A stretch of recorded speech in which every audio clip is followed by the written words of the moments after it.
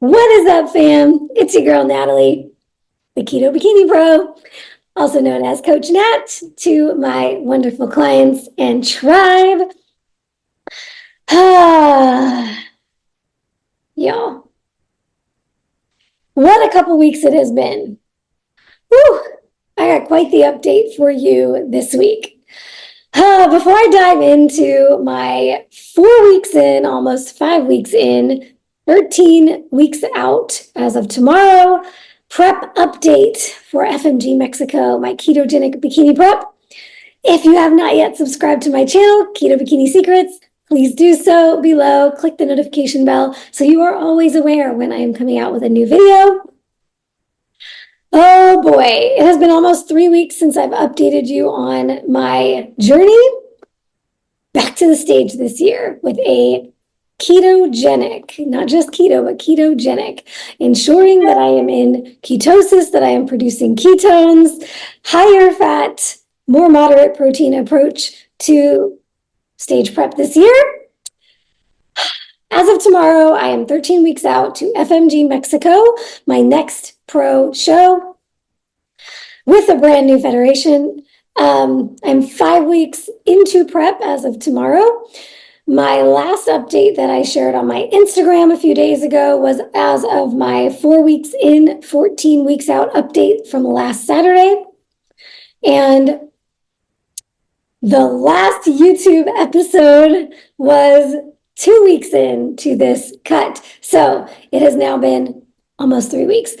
And that is for a reason. There's a reason I have not updated you in a while.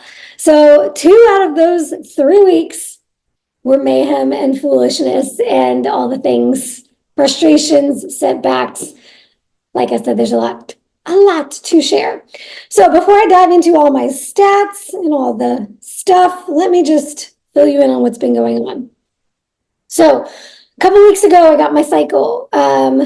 Perfect 28-day cycle, first time this year. So I have been going through perimenopause, as I shared in my first episode on the backstory of why I am engaging in this higher fat ketogenic prep protocol this year, because I am entering perimenopause, early stages of perimenopause. My cycle over the last 1.5 to 2 years, a lot of my cycles have been less than 28 days, closer to 21 or 23 or sometimes 18 days.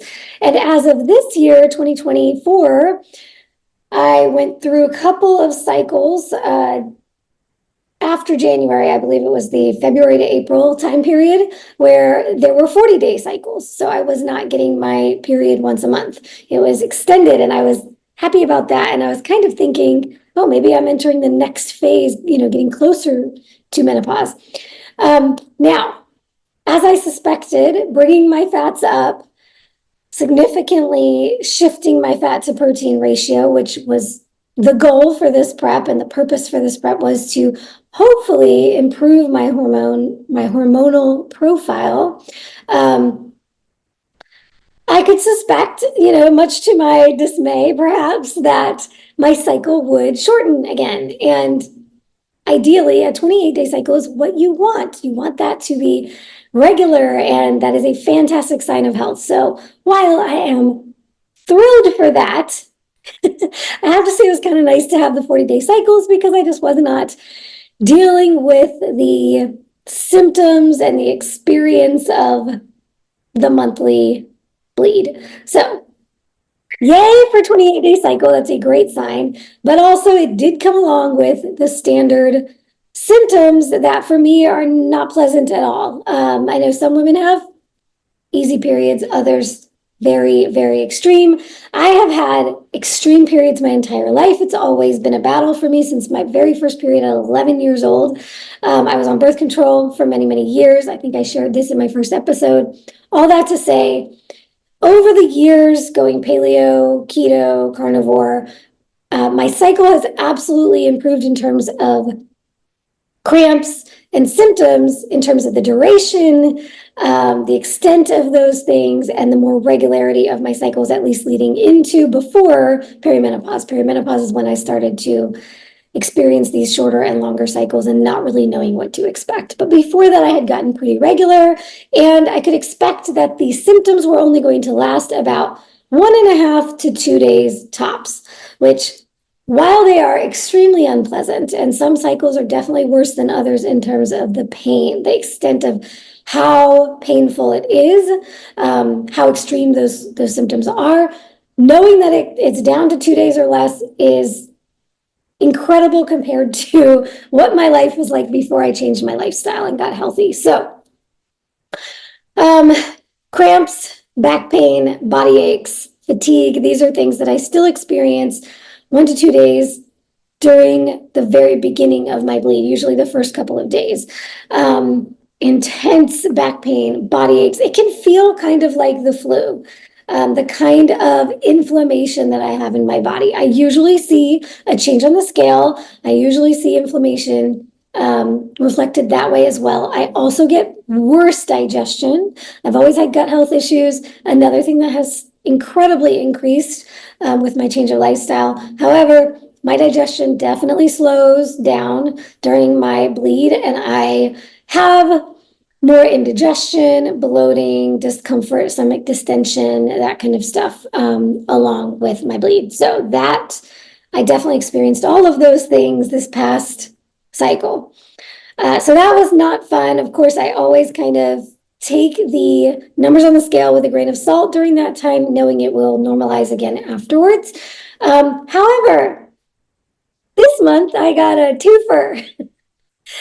Once my cycle ended, which another great perk that I have experienced for years now, and still through this whole perimenopausal transition, is that I have a short bleed. It's usually about 4 days. So, and really only 1.5 to 2 of those days, like 1.5 to 2 days with all the other symptoms, is very heavy. But the rest of it is usually very light. 4 days, the bleed is over, and then things come back to normal. Well, that did happen again. So, but a couple days after that, I think it was, I came down with some sort of virus. At the time, I wasn't sure if it was a virus or if it was an extension of my cycle symptoms, or if it was something completely different, like food poisoning or an electrolyte imbalance.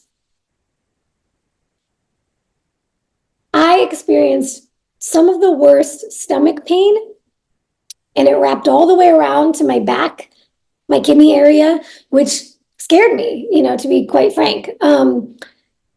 Many moons ago, before I changed my lifestyle, and when I first started moving in the direction of a healthier lifestyle, a paleo type diet, that kind of thing, I experienced, and I can count them maybe on 1 or 2 hands, how many times in my life it was this bad, but I would experience these symptoms, these exact symptoms that I got, which is this intense stomach pain, massive distension, like stomach fully distended, but more in the upper abdomen, not the lower abdomen, not like the intestinal area, but the stomach area.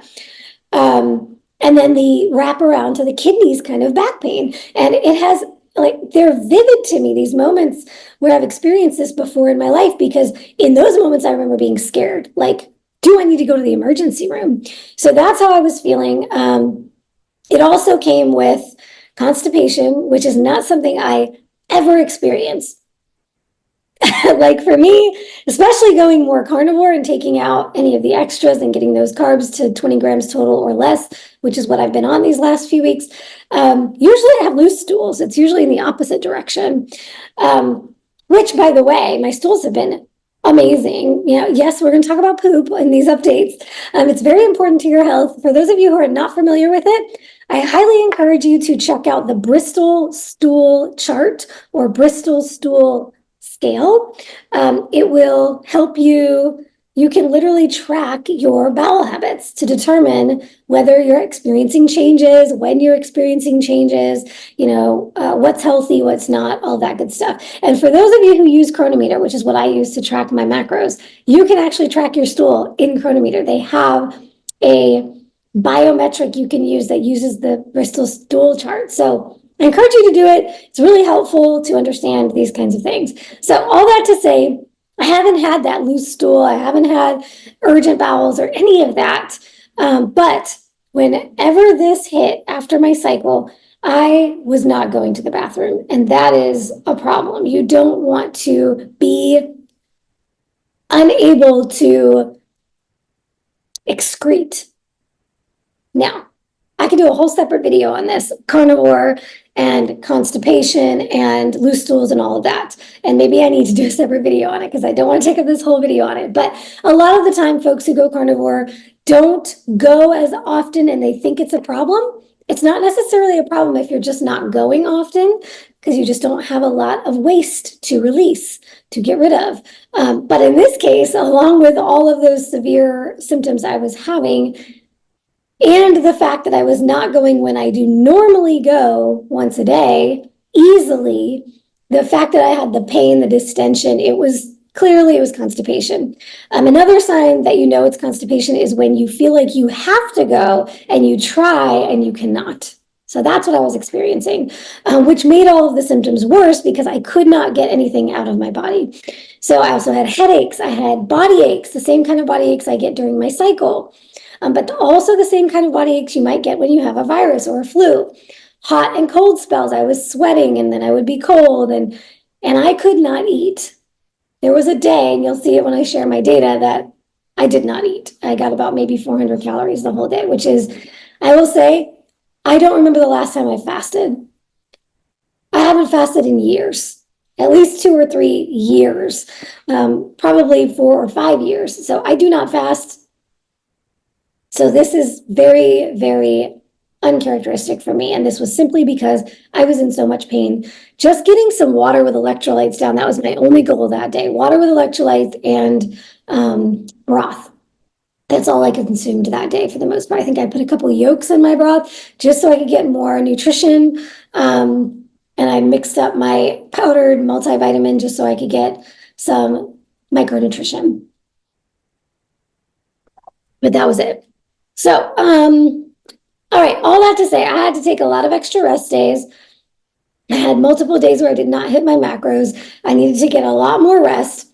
I clearly had a lot less movement activity for that week. So it just threw everything off in terms of really being able to evaluate anything based on numbers. So this is the kind of thing, and the reason why I wanted to do this video so badly was, ladies, when you are sick, when you have an acute injury, an acute issue, acute stress, these things are going to impact your numbers, and you need to not be trying to evaluate off those numbers. You will be emotional and you will make poor decisions if you allow those numbers to bother you. So I did not allow those numbers to bother me, took them with a grain of salt, literally, and moved on and said, I know I'll be able to figure things out once I'm over this thing.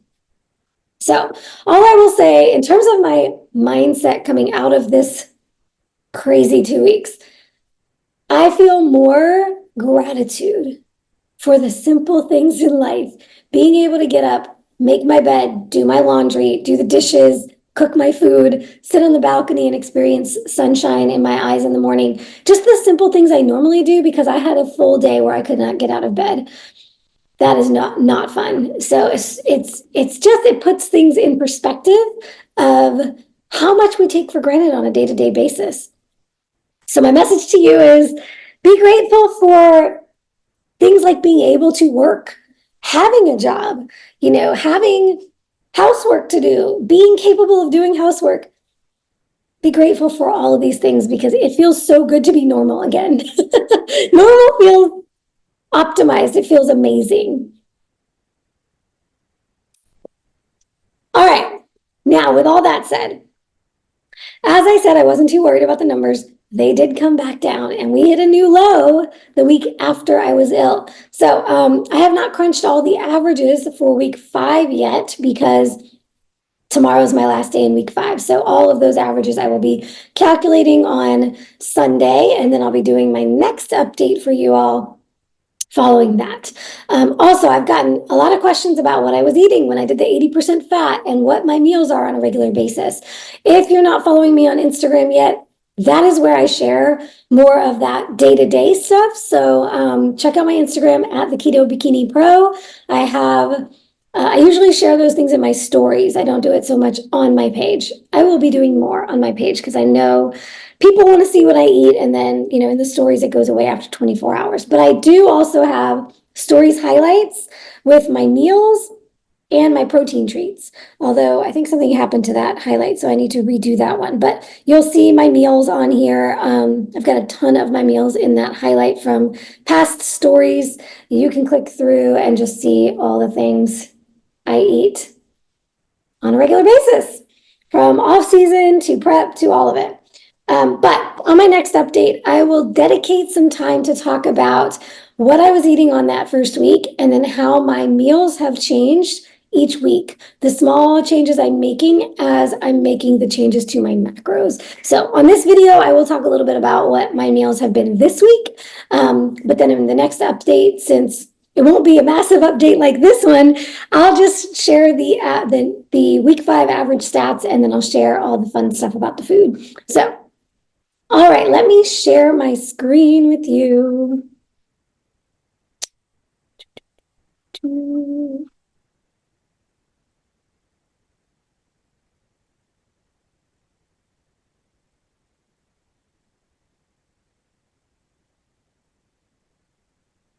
Okay. Okay, let's see. So as I said, I haven't plugged in all the numbers here yet. So,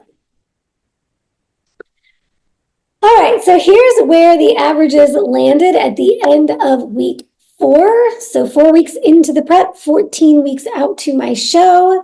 This was as of last Saturday, August 10th. So my body composition via InBody was sitting at 124 pounds, 121.4 pounds, 22.2% body fat, 52.6 pounds of skeletal muscle mass, 94.4 pounds of lean body mass, which, if you're wondering the difference between these two, skeletal muscle mass is just measuring my muscles. 94 pounds would be lean body mass, which essentially is fat-free mass. It's everything on my body that is not fat. So that can include bone and organs and tissues and blood and stomach contents and water weight and all of that. And then 27 pounds of body fat mass. Now I've added a new data line that I'll be sharing with y'all, and this is the change from baseline. So I'm comparing, I don't want to just compare week over week because, for instance, as I just talked about the last couple weeks being so crazy, the week over week numbers didn't look so great. But comparing from baseline, I can see that I am still down over baseline, 0.8 pounds, 0.8% body fat, up 0.1 skeletal muscle mass, up 0.03 lean body mass, 0.3 pounds of lean body mass, and down 1.1 pound of body fat mass on average. These are the average numbers. I also am going to be adding for you all to share. Somebody was asking me about my electrolytes. I have only been sharing my water intake, but I am also tracking my electrolytes. The first week or two, I wasn't as comprehensive with it. I was not weighing out how much salt I was using in my foods that week. Now I am, so I will be sharing all of that as well. Let's look at this in an easier to view my spreadsheet format. So here's my progress tracker again. This now has the first week from my week 0 baselining maintenance week and where my baselines landed. And then this was week 1, week 2, week 3. That's where my cycle, where I had my cycle. I always highlight those so I can see what days I was on my cycle. Week 4. So here's what I'm updating you all on now. So as you can see, here's my sick day. I did not track my body weight and body composition that day because I was stuck in bed. However, look what I did track. I still tracked my macros, y'all. I did not get up and test my blood glucose and ketones, and I did not get up and get on the scale and test and track my body composition, but I know what I ate that day, and this is an important thing.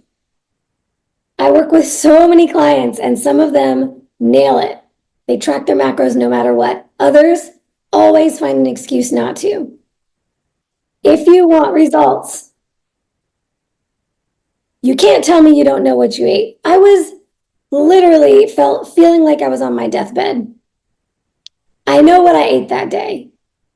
If you are present and you are committed and you are dedicated and you are disciplined, there's no reason you cannot go back and at least estimate. I ate broth and a couple of egg yolks and I think this was probably my coconut yogurt mixed with my vitamin and mineral powder is what was in this. Actually, I can tell you exactly what was my chronometer. And actually, I could show y'all in a future video my chronometer. I can pull it up on my desktop and share that screen with you. But let's see, this was August 6th. Boom. Yep. Oh, I made a ginger and turmeric tea. So I tracked that with MCT oil, coconut milk, some vanilla prime protein so I could get some protein in there, and my vitamin and mineral powder. I snacked on, or I probably put these in there, cacao butter wafers, put those in there to mix in to get the fat up as well. I had bone broth with some beef tallow and some yolks, and that's all it was the whole day. And I put some of the sauerkraut juice in my broth. And this is another way that you can keep your probiotics up when you're not well. That was a little tip I learned from the GAPS protocol, gut and psychology syndrome, the way that they have you start that process, that protocol for healing your gut and healing pretty much everything is meat stock with probiotic juice. So I did some of that probiotic juice in there. So that's what's in these macros. Very, very low day. Like I said, I haven't seen a day that low in years. This is what happened this week, week 4. My goal macros and calories are clearly higher than where I landed for the week because of that super low day here. And then I had one other lowish day, about 100 calories under. But all the other days that week, I nailed my macros. And I think it was this last day, that Saturday, where I was finally really hungry again. I was afraid on these few days after I was really that ill, I was afraid to eat. And the days that I did eat closer to my macros, I felt the pain again because the indigestion, all that, my gut just wasn't ready for all that. So where I landed was a good bit under where my goal was, which means if you see these week over week changes, my calories came down about 227 calories. That is not the goal during this phase of the prep. It's supposed to be about 25 to maybe 50 calories a week, but that's what brought those numbers down because the week prior I ate on average 1834 calories. So this week on average brought the average down to 1606. Now from baseline, we see the changes from baseline, but this was a funky week, so we're not going to put too much stock into this week. What we can see happened here with my weight, the week that I was on my cycle is when week over week, I actually gained almost a pound. I had been down on average to 120.8 and I came up on average to 121.6. Here's another interesting thing I want to point out. At the end of week 2, before my cycle, look at my body fat percentage. It was 22.1%. Skeletal muscle was showing 52.5, lean mass 94.1, and body fat mass 26.7. The week of my cycle, when I went up almost a pound, my body fat percentage looks like it came down to 21.8. So 0.4% down. My skeletal muscle looks like it's up 0.6. My lean mass looks like it's up 1.1. And my body fat mass looks like it's down. That is not accurate in terms of what was going on in my body. How do I know? Because water weight. Inflammation like crazy while I was on my cycle. So guess what happens? On a lot of these bioelectrical impedance scales, like InBody, when you see that body fat percentage is coming down, body fat is coming down, skeletal muscle is going up, you don't gain skeletal muscle that quickly. You don't gain skeletal muscle overnight like that. So when you see a jump, look at this, 54 up from 52 and 21% body fat, you know that this 25.8 pounds of body fat, that's unusually low. These are all unusually low. I haven't seen that low in a while. So you can't get excited about that as much as you might want to get excited about that. Weight is up, body fat percentage is down. That's a clear sign of water weight. And I knew that it was not going to stay that way, right? So I wasn't like, oh, yay, I gained muscle and lost fat this week. No, you're not going to gain a pound and a half of muscle in 1 week, especially when you know something is off, something is weird. So all that to say, I stay even keeled when I'm looking at these numbers. I don't get upset about weight being up. I don't get excited about body fat percentage being down. I take it for what it is. I assess all of the variables and I move on.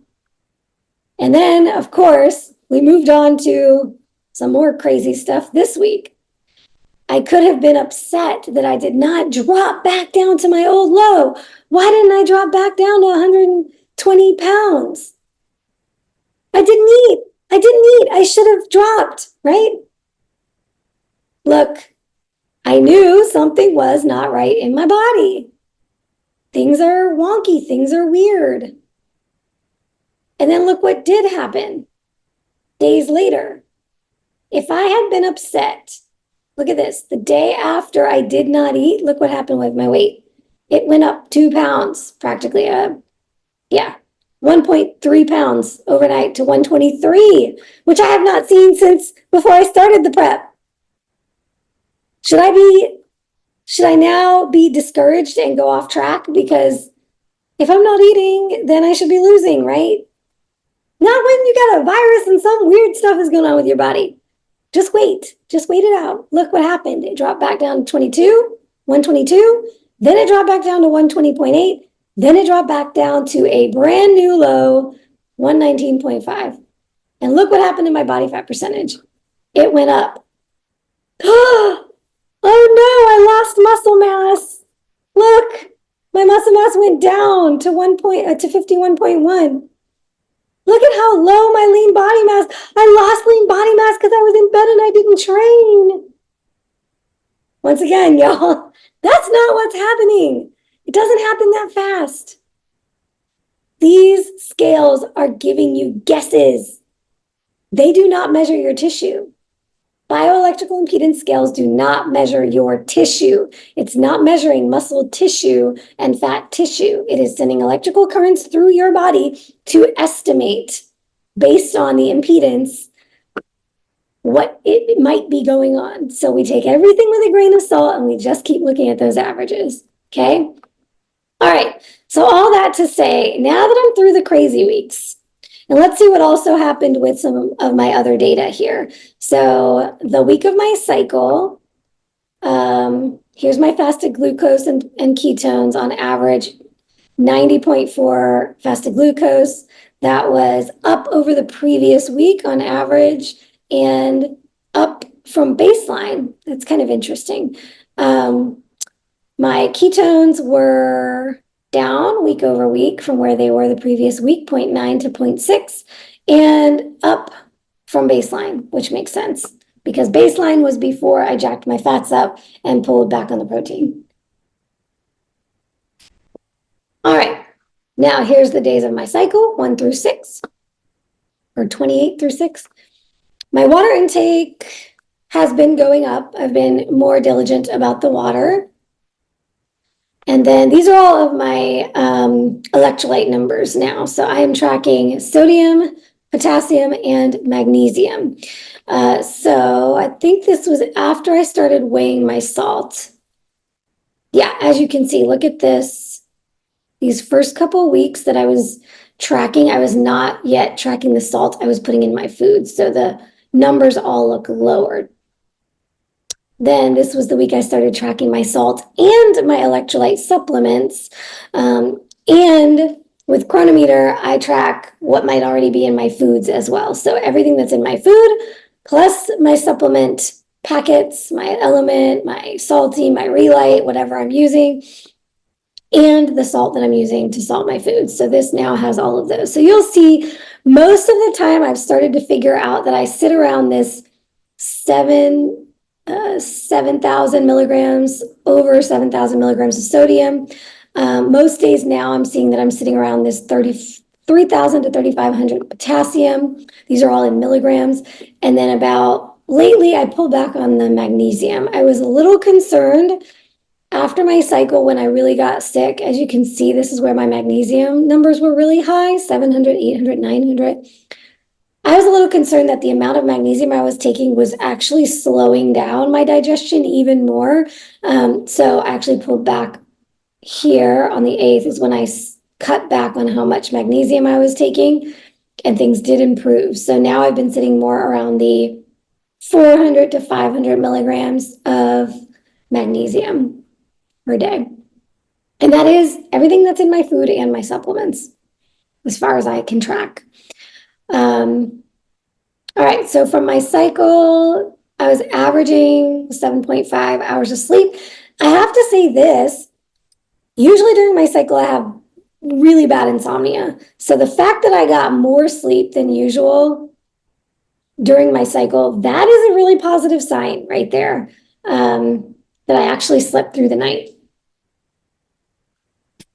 So that's fantastic. My step count that week was 6,800 on average. And my cardio, once again, I have not yet done any structured cardio. These are all outdoor walks that Bronson and I will take in the evenings or whenever. So I did 4 of those walks, and my total cardio was 105 minutes. That was the week I only got 2 training days in. Like I said, I get severe soreness on my cycle, body aches. So I took a couple extra rest days there, and then I ended up taking an extra rest day on the weekend as well. So let's go down to the sick week, week 4. I already shared the average macros and what happened with my weight. This is where we came down week over week, and it's still overall from baseline, down from baseline. My glucose on average 92, still up a little bit more over the last couple weeks. That's interesting. I'll be watching that over this next week to see where that lands. Ketones came down on average this week. And then my water increased again. I was really concerned about being underhydrated. So of course, while I was sick, I was making sure I got more water. So now I've been averaging about 100 ounces a day of water or more. That does not, by the way, include my coffee. I do not track my coffee with my water. I've been thinking about adding another column to also track how much coffee I'm consuming. That will become more important as I go into the show and I'm trying to manage my hydration. All right, here's where my average electrolytes have been sitting lately. I definitely have some higher sodium and lower sodium days, higher potassium, lower potassium days. It's kind of tracking along with my macros, so that's partially food related. Sleep had come back down because I had really poor sleep that week I was sick. That was an estimate, I think, that 6 hours, because I did not sleep that entire night. I could not sleep. I was up every hour, and then I slept throughout the day in spurts. So that was just a really poor sleep. Of course, this week I had less activity, considerably. 1,500 steps in a day, yikes. And 3,500, yikes. That was the day I started getting sick, and then Tuesday was the day I was in bed all day. So the other days it tracked on average the same as before, but overall it brought my average step count down. And then I still got in 4 walks that week. And I didn't realize, oh, you know what? That's what I did. I had 3 training days, but that is because I split up my push day. I had been doing shoulders, chest, and triceps all on one day, but I was just easing back into training after being so sick. So I did a shoulder and abs day together, and then I did a chest and triceps day together. So I split up that workout and did half of it on each day, and then I did one leg day. So that was that for that week. And then I might as well bring you up to speed on what's going on as of this week. So the good news is that look what happened with my weight this week. We dropped down under 120 for multiple days, and then the last couple days it's popped back up. I think that had a lot to do with the timing of my last meal being later than usual. But we will see what happens over the next couple days. And then my body fat percentage has now come back to basically where it was before I was sick. So that 21% we saw before, like I said, I knew it was a fluke. We're back up to the 22s. Skeletal muscle mass, many days this week it showed up a little lower. So I was waiting to see what happened with the averages, and here we go back at 52. At least so far. I still have another day I need to track of body composition tomorrow, and we'll see where all the averages officially land at the end of the week before we make any judgment calls on what's going on. Blood glucose came back down this week. Ketones came back up this week, which I'm assuming has something to do with the virus playing a role. And then here we are now post-ovulation.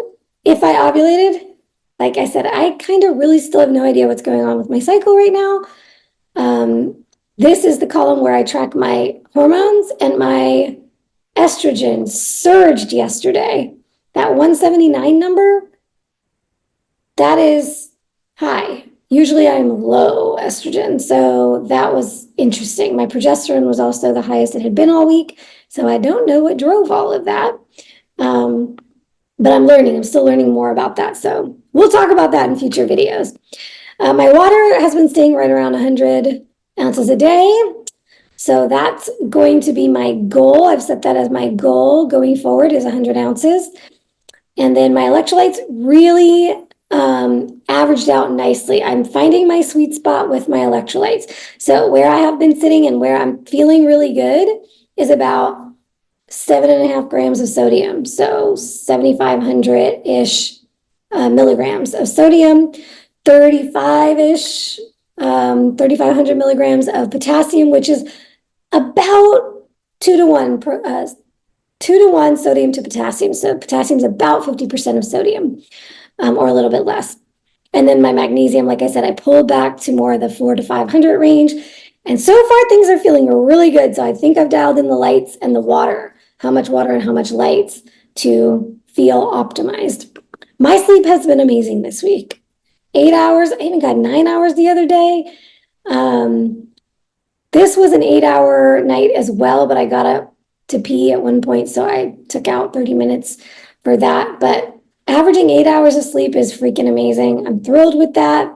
So far, step count is up again, back up over 6,000. I'm going to make my goal for next week to get up over 7,000 steps. It's time to step up the steps, okay? And I may actually start putting in a little bit of structured cardio, even if it's just a 15-minute walk every morning. I've been finding that my motivation in the morning is kind of low. I don't have like the boost of energy and the drive to bound into the day with energy. So I remember when I was doing morning cardio, it just set up my day for success and feels good to get that movement in early in the day. So that is going to be a goal going into week 6 of next week. And then I'll still do my evening walks with Bronson, so that should bring my cardio up and drive my deficit down a little bit deeper. This week so far, I've gotten 2 training days in. Today is push day, and then I will either take a rest day tomorrow or I'll get my 4th training day in, which would be a leg day. But I may wait that out. We'll just see. I'm really liking every other day training right now. So I'm thinking I'm going to continue moving forward with the every other day format. Some weeks that will be 4 days, and some weeks that'll be 3 days in a 7-day period. But that's what it's looking like. This week that I'm in, my goal macros are 115 protein, 20 total carbs, which my carbs have been at 20 total the entire time. And calories are 1755. One more thing I want to mention, and that is when I got sick and I ate under my macros. So my macros on average for the week were 1,600 calories, 94 protein, 21 carbs, 127 fat. I did not say, okay, this is my new normal now, I'm going to cut from here. It was an odd week. So what did I do? I went back to where we were the previous week and I looked at what the original plan was. So the original plan was to do 110, 20, and 140, which would be 1780. And the next week or the next step was to bump up protein slightly and bring down fat slightly. So instead of doing a bigger change or staying exactly the same after my wonky week, I made a smaller change. I just did a 5-gram increment in each direction. So don't abandon ship and say, now I have to cut further to get back down to my old low. Don't let the emotions rule the show here, fam. We have to look at averages. We have to say, what was the plan? Let's stick to the plan. We don't go off-roading and change the plan because we're emotional and we don't like the numbers, all right? So because I did not get emotional, we are right back to where I wanted to be. At this stage of the game, I am just grateful that this happened so far out because I still have 14 weeks. Actually, that was as of last weekend. So that was going into week 5. So this weekend, tomorrow, we will be 13 weeks out. Plenty of time to hit my goals for stage. Speaking of my goals for stage, let's pull up my other tracker. I have started filling in future weeks with the plan over here on the right. So going into next week, I've filled in what I want the goal to be. Next week, I want to be a little more aggressive and I want to get to a 1-to-1 by grams of protein and fat. So I'm pulling back, I'm bumping up 10 grams of protein and I'm pulling back 10 grams of fat so I can get to 125 protein and 125 fat. That will take me down to 1,700 calories. I wanted to be a little more aggressive also because I'll show you in a moment Rob Sykes' tracker that I'm using that actually forecasts out where you should be or where you need to be if you were going to be losing body fat linearly, which we all know it's not a linear process. You're going to have weeks like I've had where you go up or you come down or you stay the same. So you can't expect it to be linear, but seeing it the way I'm going to show it to you there is helpful to see, okay, what are the targets where I would need to be if I want to track toward the end goal. So I plugged in a few of the next week's tentative plans for now, and then each week I will assess and see if we need to change any of the initial plan to get down to the show. So here's the Keto Savage, Keto Bodybuilding tracker. And this is not mine, so don't ask me for it. You can go check out ketobodybuilding.com or ketogenicbodybuilding.com, ketosavage.com. I believe it's all on over there. And if you get his book, Ketogenic Bodybuilding by Rob Sykes, then you can get this downloadable. Or if you get the Savage System course, which I am also in his course and in his community, and in his challenge, you can get this there as well. But don't ask me for it because I don't have it. I don't have the link for it. Okay, so here's where I'm tracking my stuff using his tracker. So on here, the cool thing is that this is where I put my actual weight every day. This calculates the average weight just like mine does. This calculates the weight goal. This shows the weight goal. So if I'm tracking toward my show, this shows you kind of each week where you want to see your averages land. if you're on track for your goal for stage. The cool thing here is, look at this. We started out, this is where I started, 122.6. The following week, I had come down to 120.8. I was ahead of schedule according to the goal. See, this shows the difference. So I was lower than the goal. The following week, when I went back up, I was above the goal weight. So now it would look like I'm behind schedule. The week after that, stayed at 121, behind schedule. I should be at 120. And then look what happened, 119.7, 119.1. Now I'm within half a pound of the goal. So we caught back up. Now this week, I don't know what's going to happen in the next couple of days, but it's unlikely I'm going to get down to 118 that quickly. So I will probably be about a pound behind in terms of my goal. If you're curious what my goal is, boop, boop, boop, boop. I'm all the way down here to the bottom. Ideally, I'm shooting for 107 point something show day. This is actually after the show day. Show day is, no, it's not.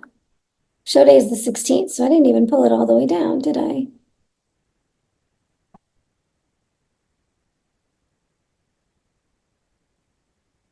Okay, I'm gonna have to go back and make sure I do that. Because it's not doing it right now. Okay, so I'll have to fix that, but show day is the 16th. So 107, that will probably take me down to 107 down here. That may sound incredibly low to y'all. I am barely 5 feet tall. I'm itty bitty. My last stage weight was 108.9, I think, or 109.8, something like that. It was under 110 for sure. I think it was 108.9. So I was just under 109. I want to get leaner for this next show. According to these scales, I have not put on any mass in my off season. I don't think it's true though. My pictures to me look like I've put on quite a significant amount of mass. So we will see as I get lower how I look at the same weight that I was on stage last year. I should have an improved body composition and improved package coming into the stage. But just to be on the safe side, I'm shooting to get a little bit lower than I did last year. So we still have plenty of time. And from 119 to get down to 107, we're talking 12 pounds in 13 weeks. That's aggressive for a little bitty person like myself. A pound a week is quite aggressive. So let's see if I can do it. We'll just keep on plugging away here. All right, which is why I want to be a little bit more aggressive with the changes over this next week, changing by 10 grams versus just 5. Let's see. Okay. And then I also plug in my macros here so we can see the macros. The cool thing is he shows it in calories here and then in these graphs. So you can see what your average percentages of your macros are, which, you know, I don't care so much about ratios, but this will show me where my carbs, protein, and fats are by percentages. The cool thing here, because his protocol is all about finding that protein threshold during this phase 2. So you're bringing your protein up and fats down from that 80%. So as you can see, I started out at 79% fat, came down to 76%, 74%, 71%, 70%. And I'm not looking ahead yet because I haven't plugged in the data. Oh, yes, I did. 125, and 20. That will put me at 66% fat, almost 30% protein. So this week it was 70% fat, about 25% protein, and about 5% carbs. So that is pretty interesting to see how those ratios change as I'm moving through the protocol. And then over here, we can see it in a chart form. The red line is my fat coming down. The orange is my protein going up, except for that one day when I was sick, that 1 week that threw it off. And then my carbs have stayed about the same. And then here's my weight and my weight goal. And then this is going to be later on in phase 4 when I start incorporating refeeds. But as of right now, we got a few more weeks in this phase. Let's talk about that plan. So as of going into week 5, going into week 6. Yeah, going into week 6, this next week, I will be 4 weeks out to our KBB retreat, our first retreat in Florida with my ladies.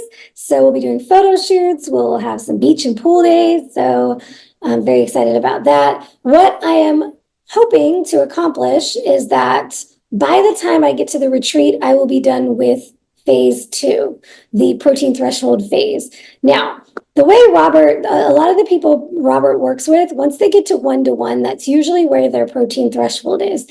Now, myself, I have consistently eaten for years more than this amount of protein. I've eaten 150 to 160 grams of protein a day for a couple of years now. So I suspect I'm going to be able to keep going past this and start pulling the fat lower than the protein and still feel fine. So my plan is to take these next 4 weeks to the retreat to continue in phase 2, pulling up the protein and pulling down the fat until I get to what was my old happy place, which was 150 grams of protein and 100 grams of fat.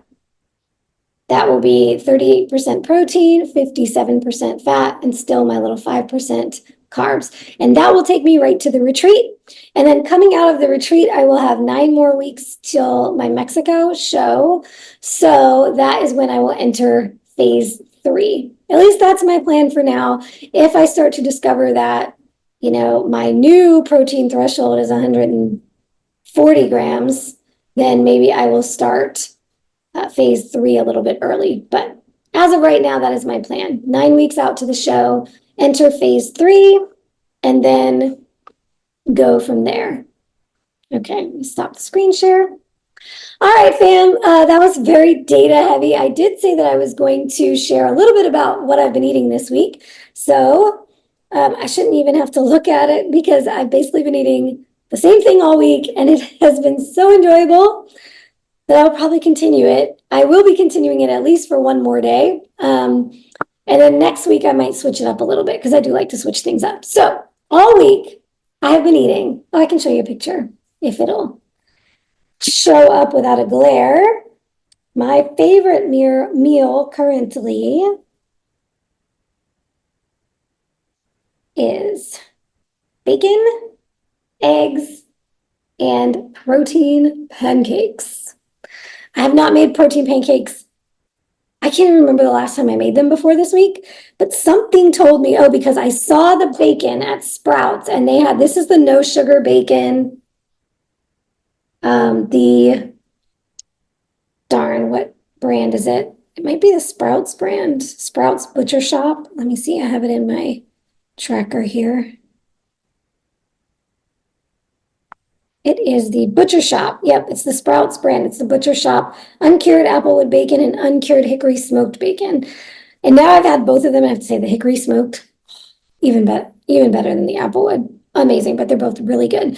And this particular kind of bacon is high fat and low protein, which I was searching for that first week, but I couldn't find it. So I was not eating bacon. And usually I don't eat much bacon. It's really when I'm having a hankering, a craving for bacon, I'll have it for maybe a week or a few days, and then I won't have it again because I'm not always that interested in bacon. But I've been obsessed with it this week, and this is really good. And I'm still, I still have higher fat than protein, so it's been working out pretty well. So I've been doing 3 slices of bacon, 2 fried eggs, and then I make my protein pancakes with 2 eggs. Well, I have a few different recipes, but it's basically the same ingredients. 1 or 2 eggs, Equip Prime Protein, which I'll include the link below because I do have a discount code. I absolutely love Equip Prime Protein. It's the only protein powder I use. It is a beef isolate. I will do that, and then I will add Vital Proteins beef gelatin, and then a splash of water just to thin it out to the consistency I like. But I will mix and match how much of each thing. I've been kind of playing with it. What I found today, I actually used 1 less egg. So I did 1 egg, with half a scoop of Equip. I've been using the salted caramel, and then 5 grams of beef gelatin with a splash of water has been perfect. It was perfect today for just, I do 2 large pancakes, like pan-sized pancakes. Probably could have gotten 4 small, like silver dollar pancakes with that. Earlier in the week, I was doing 2 eggs with 10 grams of gelatin and, let's see, 10 grams of gelatin and I think half a scoop of Equip.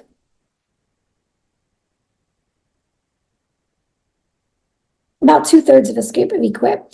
And then another day so I've been playing around with how much gelatin and how much Equip I'm using, but it's roughly, that half a scoop to 1 scoop of Equip, 5 to 10 grams of gelatin, and then 1 or 2 eggs. So that has been my breakfast all week long. It's about 1-to-1 on the protein to fat. I'm using the bacon fat. I drain the pan and then I pour it back in so I can calculate how much bacon grease I'm using, because the bacon itself, the numbers for the bacon are for a pan-fried slice, so this does not include the fat that renders in the pan. So I pour it off and then I re-add it to the pan if I want to use it. So I use it to cook the pancakes and the eggs after the bacon is done. And so I add back in 10 grams of bacon, for example, 10 grams of bacon grease. That was today and yesterday. A couple of other days I did 12 grams or 13 grams. But for instance, today's breakfast was 40 grams of protein, 47 fat. Yesterday's mix and match was 48 grams of protein and 52 fat. So it's been around 50-50. 50 grams of each.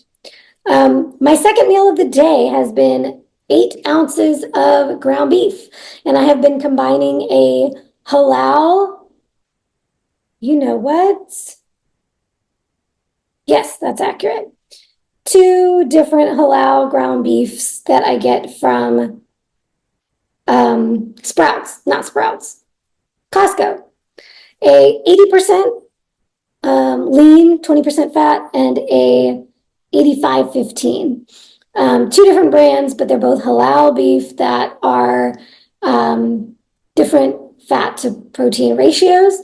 I find that the 85-15 is actually quite lean. It's got like 2-to-1 protein to fat. It's more protein, double the protein to fat, and then the 80% more fat than protein, and so they kind of even out. And then either I've been doing just a beef bowl. I do a spiced beef bowl. Let me show you a picture of that. The spices I'm using are cumin, allspice, a little cinnamon, salt, pepper, and I use the Pluck organ seasoning blends to get a little organ nutrients in me without having to eat the organs because I don't enjoy them that much. Now I can't find my picture. So I think I used the original Pluck organ blend there. Here it is. My spiced beef bowl, and I top it with my coconut yogurt. You could do regular yogurt if you can handle that. My body cannot. So spiced ground beef with coconut yogurt, or I make my burger patty. I make like a big smash burger with the ground beef, and I use Italian seasonings and garlic and salt and pepper. And then I will make my special sauce with Chosen Foods or Primal Kitchen avocado oil mayo, mustard. I like the Sprouts Stone Ground. It's my favorite mustard. I'll mix those together, and then I pour off the pan drippings from the burger, from the smash burger, because I smash it and get the juices out, and then I pour that and I mix that with the mayo and mustard, and that is my special sauce. Not so secret special sauce. With the Italian seasonings that run off from the pan, it is amazing. But that is definitely higher in fat. So usually when I'm doing the burger, I pair that with a leaner breakfast. And that way I can fit in the extra fat from the mayo that is going to add. So that has been meal 1 and meal 2 all week this week. I've been doing those 2 main meals, and then I've been making my little protein yogurts. I I will mix and match this. This is one of the things when I was eating the higher fat, that instead of doing a protein yogurt, I would take the coconut yogurt, which is already very high in fat, and I would add MCT oil powder to it and mix that up because I have some flavored ones of those. A chocolate raspberry one was one of my favorites. I would do a few grams of cocoa powder, 100% cacao powder.